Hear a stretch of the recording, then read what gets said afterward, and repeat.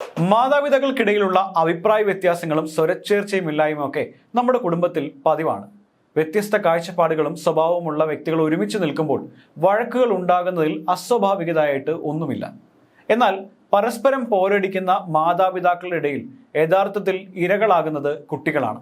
അച്ഛനമ്മമാരുടെ ഈ രീതി കുട്ടികളുടെ സ്വഭാവത്തെയും കാഴ്ചപ്പാടുകളെയും വളരെ ദോഷകരമായി സ്വാധീനിക്കാറുണ്ടെന്നാണ് പഠനങ്ങൾ പറയുന്നത്. ഏറ്റവും അധികം സുരക്ഷിതത്വം കുട്ടികൾക്ക് അനുഭവപ്പെടേണ്ട ഇടങ്ങളാണ് നമ്മുടെ കുടുംബങ്ങൾ.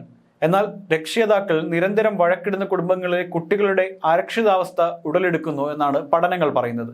സ്വന്തം വീട് കുട്ടികൾക്ക് അരക്ഷിതാവസ്ഥയുടെ ആണെങ്കിൽ പിന്നെ എവിടെയാണ് അവർ സുരക്ഷിതരായിരിക്കുക എന്ന ചോദ്യം വളരെ പ്രസക്തമാണ്. മാതാപിതാക്കൾക്കിടയിലുള്ള വഴക്കിന് തങ്ങളാണ് കാരണമെന്ന് പോലും ചിലപ്പോൾ കുട്ടികൾ ചിന്തിച്ചേക്കാം.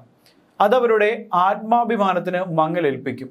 അനാവശ്യമായ ഇൻഫീരിയോറിറ്റി കോംപ്ലക്സിന് അഥവാ അപകർഷതാബോധം കാരണമാകുകയും ചെയ്യും.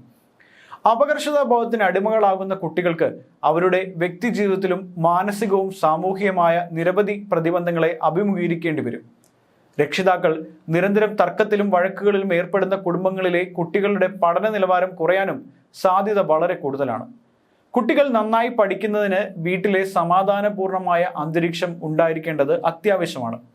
ഈ പ്രശ്നം എങ്ങനെ പരിഹരിക്കാം എന്നുകൂടി നമുക്ക് നോക്കാം.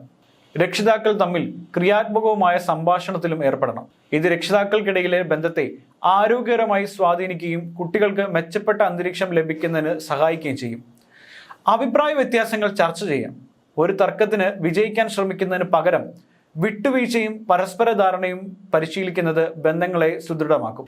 ചില സമയങ്ങളിൽ തർക്കിച്ച് വിജയിക്കുന്നതിനേക്കാൾ പ്രധാനപ്പെട്ടതാണ് ഒരുമിച്ച് പോകുന്നത്. കുട്ടികളുടെ മുന്നിൽ വെച്ചും കഴിയുന്നതും വഴക്കുകൾ ഒഴിവാക്കുക. കുറഞ്ഞ പക്ഷം വഴക്കുകളിൽ പോലും ഒരു മാന്യത പുലർത്താനും മാതൃകയാക്കാനും രക്ഷിതാക്കൾക്കാകും. തർക്കങ്ങളുടെ ഏറ്റവും ഭീകരമായ അവസ്ഥകൾ കുട്ടികളുടെ മുന്നിൽ വെച്ച് നടക്കുന്നില്ല എന്നെങ്കിലും ഉറപ്പാക്കാൻ മാതാപിതാക്കൾക്കാവണം. കാരണം അത് നിങ്ങളുടെ കുട്ടിയുടെ ഭാവിയെ തന്നെ തച്ചുടച്ചേക്കാം. ധ്യാനമോ യോഗയോ പോലുള്ള സ്ട്രെസ് മാനേജ്മെന്റ് ടെക്നിക്കുകൾ രക്ഷിതാക്കൾ പരിശീലിക്കുന്നത് വലിയ ഫലം ചെയ്യും. അതോടൊപ്പം രക്ഷിതാക്കൾക്കിടയിലെ അസ്വാരസ്യങ്ങൾ കുറയ്ക്കാൻ ഉത്തരവാദിത്തങ്ങൾ തുല്യമായി പങ്കിടുകയും ചെയ്യാം.